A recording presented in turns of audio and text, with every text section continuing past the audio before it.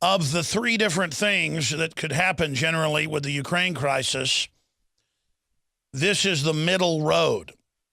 The best scenario would be that George Soros, NATO, and the globalists that have seized Europe and the U.S. wouldn't have overthrown the elected Ukrainian government that didn't want to join the EU and didn't want to join Russia as well. The West wouldn't have overthrown that government and destabilized the entire region in an attempt to get a new Marshall Plan, tens of trillions of dollars pumped into the globalist coffers in the name of stabilizing Europe that they have destabilized. So the best scenario would be that this never happened. The next best scenario is that Russia just basically lets NATO steal Ukraine and loot the resources and put the people deeper into debt, as they're now doing under the IMF, because at least it doesn't start World War III. We sacrifice Ukraine to the New World Order. It's one more country that they've gobbled up like the blob. The problem with that is they're just going to move on to the next country on Russia's border and do it and become emboldened, but at least it pushes the can down the road a little bit. It kicks the can. The really bad scenario is that the Russians, who have been clearly with paramilitary forces shooting down helicopters, Ukrainian government-controlled, Soros-controlled helicopters that have been attacking civilian targets, the Russians are opening up with what looks like surface-to-air shoulder-launched missiles and shooting down the helicopters. But in video after video, we showed one yesterday, the helicopter opens fire, the Russians then, from a whole other direction, you see a missile come up and shoot the helicopter down. So the Russians are sitting there with missiles waiting. The helicopter comes in, attacks a police station, attacks a church, attacks a group of protesters. The Russians then shoot it down. If NATO calls in airstrikes on those Russians, the Russians will then start responding. But for whatever reason, probably because the criminals that run our government are targeting the criminals in the Russian government and are targeting their Swiss bank accounts, Pooty-Poot is backing off, at least for now. Now, that could be a military feint, but quite frankly, Russia's been in a defensive mode. And again, I don't romanticize Russia, but they are not trying to sterilize the U.S. population. They're not trying to break up the family. They're not trying to put cancer viruses in vaccines. They're not teaching their kids 2 + 2 = 5. The Russians are doing nothing to us. The Chinese globalists are running all over us, totally taking over, working with the globalists inside the U.S. China is a massive threat. And censoring our media, censoring Hollywood, just involved all over the world as the UN Global Army Enforcer. They will be the troops for the UN Army. In every globalist document, 7277, 1963, you name it, look it up. But the good news is, New York Times, Putin says Russian forces withdrew from Ukraine border. I don't just believe the New York Times. I went to the Russian ITAR, TASS, and RT. They've basically now merged all those systems into RT Global. And he indeed said that. President Vladimir V. Putin of Russia said today that Russian troops had pulled back from the Ukrainian border, and he urged separatists in eastern Ukraine to postpone a referendum planned for Sunday. So you heard that. The separatists have the votes. It's mainly Russian in the east. They're going to vote to split away. And NATO and others are on record, along with the Ukrainians, saying in Der Spiegel and in the London Guardian, this will be World War III. We are preparing to attack Russia. We're preparing. And so Russia has blinked, ladies and gentlemen, and is pulling back. And I predict NATO will just continue to attack. I mean, that's what they do. They're not going to stop. Because it's okay, because they're liberal. It's okay if our government funds al-Qaeda to murder Christians all over Africa and the Middle East because, well, I mean, Obama's black. And it's okay. He has a peace prize, folks. And it's okay if they slaughter 40,000 blacks in Libya because the al-Qaeda people are racist against blacks because Obama's black. And it's okay if Ukrainian troops and tanks are massing all along the Russian border. Because, I mean, look, George Soros said so. And look, Obama said that it's a duly elected government.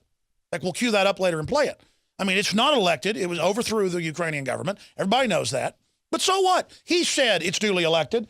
And so the duly elected governments must be overthrown now. because the coup government's not duly elected because it is duly elected. 2 + 2 = 5. So there you go. 2 + 2 = 5. That's the way it is.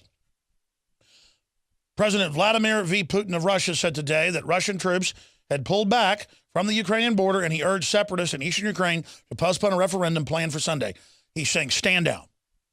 I guess the Russians just love their kids, and they say discretion's the greater part of valor, and I guess they've shot down enough Ukrainian helicopters and blown up enough of their tanks, and so now they've been given the word that NATO is going to start full-bore military operations and World War III. That's the only reason Russia would back down like this.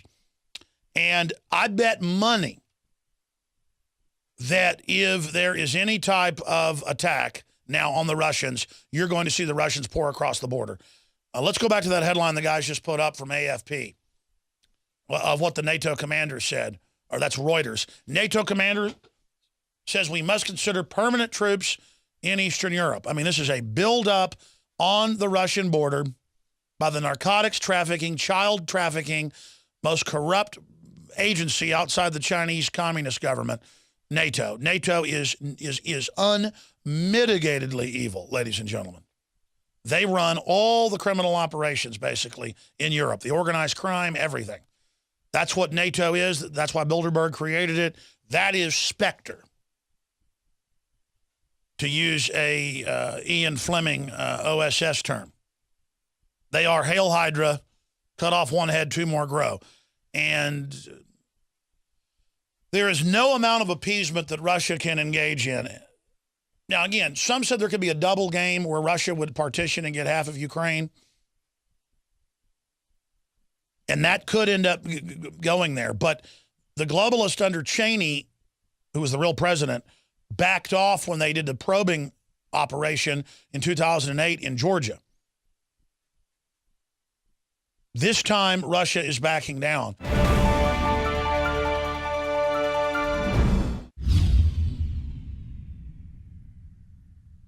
From the water table to our soils to the atmosphere itself, our world is becoming more and more toxic each and every day. But it's not just the air outside that's toxic. Indoor air has been shown to have 2 to 5 times higher concentrations of pollutants than even outdoor air. And most Americans spend 90% of their time inside using toxic chemicals within their homes. There are more than 42 million smokers in the United States. Well over 1,000 types of mold and mildew linked to numerous conditions. And don't forget the fact that 6 million Americans live with pets they're allergic to as well. When I began to research these statistics, it was clear to me it was time to start cleansing my lungs in order to combat the toxic environment that we cannot escape, but that we can fight back against. Made with organic and wild cultivated herbs and manufactured in the USA, the new INFOWARS Life Lung Cleanse is here in a convenient spray bottle that can be brought with you throughout any toxic environment. Now available exclusively at InfoWarsLife.com or by calling toll-free 888-253-3139.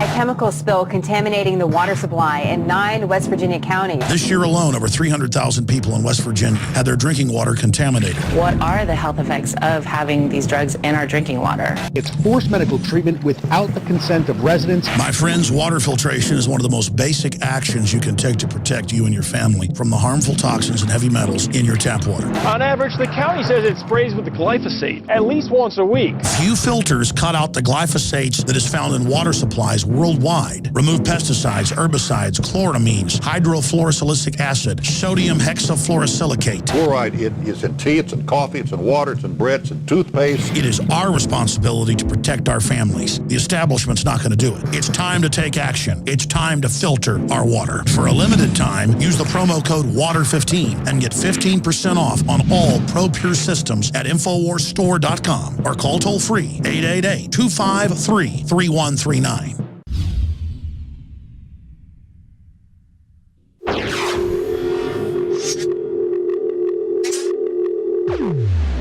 Your mind.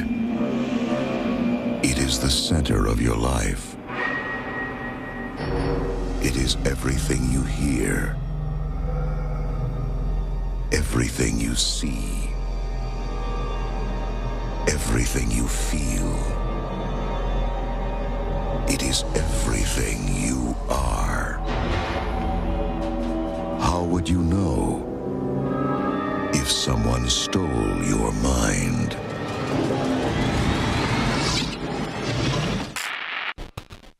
Right now, President Obama, you ever heard of DARPA? No, I have not. Okay, DARPA is a military agency that we kind of have. It's a Defense Advanced Research Projects Agency. You can go to DARPA.mil and see it. So it's like CIA, all that stuff. They build a lot of the secret military stuff, robots and all that stuff. So right now, President Obama is giving them $100 million in what he calls a brain initiative to help restore lost memory on soldiers who have had traumatic brain injury. Do you think that's a good idea? Yeah, I would think that's a good idea. The Brain Initiative will change that by giving scientists the tools they need to get a dynamic picture of the brain in action and better understand how we think and how we learn and how we remember. I didn't know nothing about that. It's been all over the news, CNN, Fox, all over. I mean, it's even on DARPA's website. I'm sorry, I don't do the news because the news is full of crap.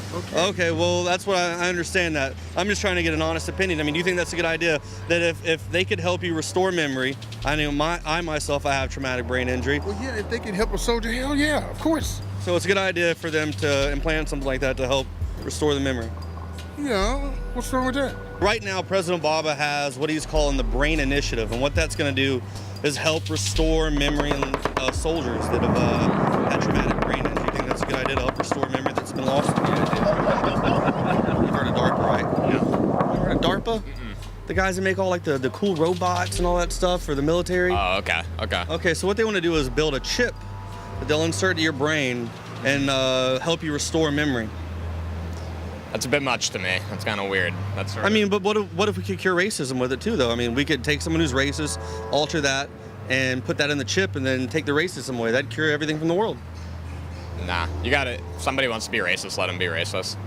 You think it'd be a good idea for the government to implant something into you to help you remember that stuff? I mean, like a microchip? Yeah. I mean, you think that would be good? Do they have the technology to do that? Yes. Oh yeah. I mean, if it doesn't have any detrimental side effects, yeah.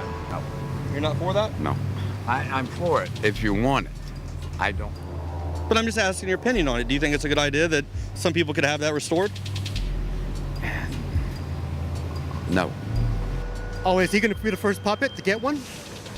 You know that's not going to happen. He's going to use on the soldiers like he always does. He's my leader. Well, he's their leader. Yeah. I thought you're supposed to lead by example. In the budget I will send to Congress next week, I will propose a significant investment by the National Institutes of Health, DARPA, and the National Science Foundation to help get this project off the ground. I'm directing my Bioethics Commission to make sure all of the research is being done in a responsible way, and we're also partnering with the private sector, including leading companies and foundations and research institutions, to tap the nation's brightest minds to help us reach our goals. Well, that's it for this edition of the InfoWars Nightly News. Special thanks to Dave Knight, Alex Jones, Staff Sergeant Joe Biggs, as well as the rest of the staff. This is the InfoWars Nightly News. I'm Jakari Jackson, and we'll see you again tomorrow night.